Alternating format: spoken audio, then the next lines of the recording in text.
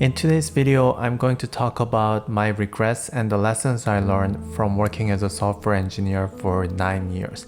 I think this video will be helpful for not only those who are starting out as a software engineer, but also for those who have been in the industry for a while. I mentioned in my first video I wasn't happy working as a software engineer, and that was part of the reasons that led me to quit. You can find out more details from this video. This was a difficult topic to create a video for because I ended my 9 years of engineering career full of regrets, feeling bitter, and my story ends with that. Yes, I quit and I'm going through my gap year right now, but I'm still trying to figure out what's next. So I didn't have this next part of the story or the resolution to make my overall story something more than complaining. Then I came across this interview of Ki-Yong Han. He worked as a software engineer for 27 years in Silicon Valley, served as advisor for many companies. In this interview, he shares his regrets and the lessons he learned over his 27 years of career. In short, after a series of frustrating experiences, he quit with no backup plan. He did this after working non-stop for 17 years. He took a gap year to recharge and reflect. The gap year led him to self-discovery and healing that helped him turn his career around. So my story and his story converge at the point of quitting. But unlike my version, his story has the next piece that explains what his gap year did for him and how his career changed as a result. The interview is in Korean, so I will try my best to share with you the main themes and share my perspectives. Ki-Yong joined Yahoo when it was the #1 search engine company in the world. But 4 years later, Google surpassed Yahoo, and he describes in his interview his days at Yahoo during its struggling period. He noted that in such an environment, everyone becomes political. I worked for a company once that was on a similar path just like Yahoo. It was demoralizing to see coworkers leave for better jobs, and a lot of remaining employees felt that they need to be compensated for continuing to stay during the difficult times. So they will become more and more political to get what they want, or they will try to defend their status quo to strengthen their job security. Ki-Yong noted that in such environments, there are a lack of new projects. Even if you have a new project, you meet with a lot of resistance, so you are not able to make much progress, and you lack personal growth and self-confidence as a result, and it's a downward spiral from there. We tend to focus on what we are going to lose, and we don't focus enough on the possibility. Now, this is a theme I talked about briefly in one of my previous videos. But Ki-Yong's interview definitely makes this concept more relatable. Tech workers often talk about golden handcuff. Many big tech companies are very good at this. Their HR has figured out all the numbers to keep you as long as possible. Ki-Yong talks about his peers at Yahoo who joined no-name companies and ended up being early members of Uber and Facebook. He understood in his head that they took the risk and he didn't. He couldn't help but ask himself, why them, not me? I'm equally capable. Why am I not seeing the same success? He felt bitter and jealous. But the compensation at Yahoo was too good to give up, so he stayed for too long. During my 9 years of career, I had also witnessed my peers who achieved incredible success while my career remained stagnant. I felt the same set of emotions that he did. I did not take the jump for the same reason he talked about. I kept focusing on the compensation I was going to lose and failed to see the potential upside. Ki-Yong says he lost his job 3 times because the companies he worked for failed to raise funding, and 1 time because executives did not give him the autonomy he needs to do his job. He didn't elaborate much on his experience of working at startups that ended up shutting down and being laid off as a result, but I imagine it must have been a difficult experience for him. In fact, his decision to take a gap year came shortly after being terminated from a failing startup. I had experienced this myself. At one company, I saw my 2-year project getting shut down, and at Google, which was growing really fast, I witnessed a 3-year project getting shut down shortly after launching. It happens at both growing and struggling companies. For executives and investors, my project, the company I work for, is one of the many opportunities on their table. But as a person who worked on the project, you develop a lot of emotional attachment and you have this sense of ownership. So when these projects get shut down or the company is shut down, you lose the credit, you lose that sense of accomplishment for the work you have done, and you lose the opportunity to learn and grow as you see your project evolve from idea to launch and early adoption to maturity. He tried launching his own startup. I did too. His startup attempt didn't work out for all the common traps that lead to startup failure. He had co-founder implosions. He was not good at handling tough conversation without being emotional. His team had unclear role definition among the co-founders, and they had misunderstood the market. In the end, his relationships with the co-founders turned sour. They had bad breakup. He says physically, emotionally, and financially, it was the most painful and draining period of his career. I experienced all of this to some extent. I and my co-founders had mentors, fortunately, who guided us through difficult conversations, and thankfully, my relationship with the co-founders did not turn sour even after the startup did not work. But I was able to witness firsthand why startups are prone to failure. The emotional cost of startup is often something a lot of people overlook, and as much as you go into startup to be in more control, you realize a lot of things are actually out of your control. So startup is definitely not all fun and glamorous. The themes I just talked about pretty much sum up my entire career.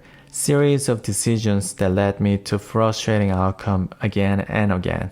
Now let's take a look at what Ki-Yong did after all these frustrating experiences. First, he felt that he needs to take a step back and figure out where he is headed. So he quit to take a gap year. For the first 3 to 4 months, he says he read books he wanted to read, he watched Netflix, and he didn't really do anything. During this period, he started asking himself, what is my dream? What am I good at? What do I like? What should I do next? He recalls that taking the gap year was the best thing he has done in his entire life. He was able to take rest and spend quality time with his family. He says taking the gap year did not lead to a concrete plan showing up at the door. But he says the gap year provided him with the insights he needed to find a fulfilling career path. Here are the key lessons he learned and applied in his career afterward.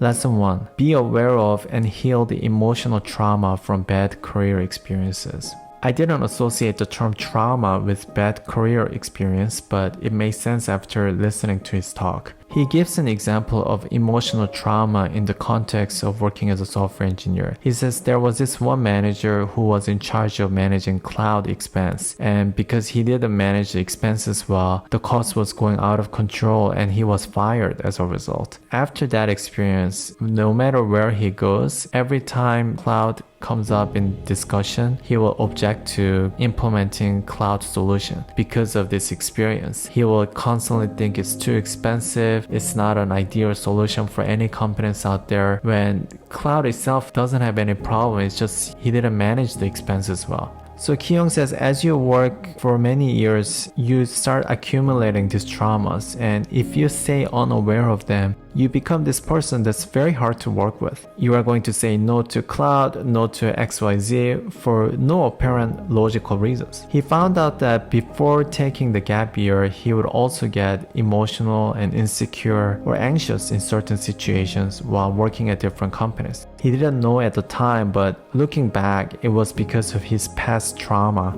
We believe our skewed one-off experience is the absolute truth. Ki-Yong says it's important to look inside yourself and see what trauma you have. So I took a moment to look back and see what trauma I may have. When my startup didn't take off, my standard for trying startup was raised so much more. I saw so much more risk in them compared to those who never attempted or failed. So perhaps that's one of the reasons I didn't go into startup again. Now, Ki-Yong says these traumas need to be looked after. So how do we heal ourselves from these traumas? Ki-Yong says there are two ways. One is try something different, and the other option is to try the thing that makes you uncomfortable one more time, face head on. This is the approach that he chose. Between taking the gap year and trying the thing that made him uncomfortable again, he was able to heal himself from his traumas. He didn't elaborate too much on the first option, trying something different. I don't think he meant we try to avoid something, but rather try something different, put yourself in new environments where you can regain confidence and find your true self in the absence of the factors that makes you feel uncomfortable, so you can come back and face the same challenge again with less emotional burden. Lesson 2. Prioritize your own interests. During his gap year, he looked back and he realized all his career decisions up until that point was to do what is socially accepted. His decision to go work for big companies like Samsung and Yahoo worked because that's what other people thought were great opportunities. He says he never sat down to ask what he wants to do until he took the gap year at age 43. The gap year helped him realize he had lived according to others' expectation. So he determined that from that point on, whatever decision he makes going forward, his own interests will be at the top priority above everything else. Lesson 3. Redefine opportunity cost. He says when it comes to evaluating a new opportunity, it's important to not see it as giving up your existing career, but rather exchanging your current career with the new opportunity. If you do the math and you focus on what you're going to lose, jumping onto high-risk opportunity will never make any sense. Then you are going to keep staying and find yourself in the same position that he was in. It's important to take the risk while you're young, when you have less to lose and more time to recover. So what did he do after the gap year? He realized time is the most scarce resource. He doesn't have many years left in his career. So at big companies, things take too long to execute, and he had been there, done that, so he wanted to prioritize going to a place where he can make big impact fast. So he joined the startup. It didn't work out partly because of his misunderstanding of his role and some politics within the company where the founding members failed to delegate and trust the experienced outside hires and hinder the company growth. But this time he didn't get discouraged. He learned new lessons. He decided to work for a startup where the founding team is willing to share their success and their control with the new hires who are more appropriate for the new stage of the company's growth. So he eventually found such a startup and had the most fantastic 4 years of his career. He says that those 4 years were the most fun, rewarding years in his career. After 4 years, he realized that the role outgrew his talent and experience, so he found a successor and left the startup. It was a difficult decision, but he knew that was the right thing to do. So again, this time he wanted to take a year off, but he ended up getting calls to work as an advisor for a lot of people in his network, so that's what he's doing. What I appreciate the most in his interview is that there is acknowledgement that things are not always going to be perfect. You can strive to work for a healthy, growing company, be open to taking new opportunities, but any company can quickly change its course and negatively affect your career trajectory. There's no one career advice that's going to guarantee you are going to be successful with every opportunity you take. Remember, even after taking the gap year and gaining new perspectives, the first job Ki-Yong took did not work out. Ultimately, what led to Ki-Yong's fulfilling career is change in his attitude. To be more precise, he demonstrated greater self-compassion towards himself. According to the book Self-Compassion, the power of being kind to yourself. Self-compassion has 3 parts. 1. Self-kindness, acknowledging imperfection within yourself and therefore being kind and gentle with yourself. 2. Common humanity, recognizing the setback you are facing is a shared human experience. 3. Mindfulness, observing your thoughts without judgment. Ki-Yong's story demonstrates all 3 parts. When his career was at the lowest point, he gave himself the gift of taking the gap year to recharge and look after himself. he recognized that all the struggles he experienced are quite common among software engineers, and he says those experiences now help him in his role as mentor and advisor.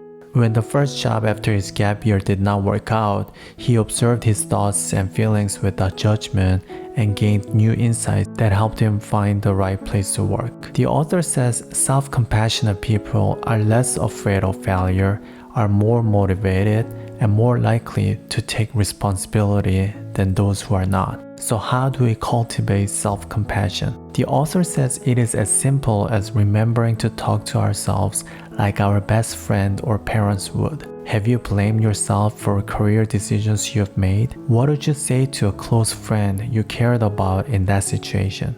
Whatever challenges you are experiencing in your career, I hope today's video helps you frame your situation from a compassionate perspective so you can be more kind and gentle towards yourself and find the time to heal and move on. The importance of self-compassion is one of the many lessons I learned as I navigate my gap year.